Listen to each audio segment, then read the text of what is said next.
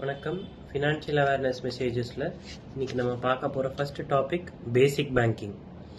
So basic பேங்கிங்கில் budgeting, saving and responsible borrowing பற்றி பார்க்க போகிறோம். ஸோ பட்ஜெட்டிங் அண்ட் சேவிங் பற்றி இப்போ பேசுகிறேன். ரெஸ்பான்சிபிள் பாரோயிங் இன்னொரு தனி வீடியோவாக பண்ணுவோம். ஸோ பட்ஜெட்னா என்ன? ஸோ நம்ம எல்லாருக்குமே தெரியும், நம்ம எல்லா வீட்லேயும் ஒரு பட்ஜெட் போடுவோம். நமக்கு வர இன்கம் என்ன, வரவு என்ன, அதில் என்னென்ன செலவுங்க இருக்குது. ஸோ அதுக்கு ஒரு இன்கம் அண்ட் எக்ஸ்பெண்டிச்சர் இதை பேஸ் பண்ணி நம்ம ஒரு பட்ஜெட் போடுறோம்.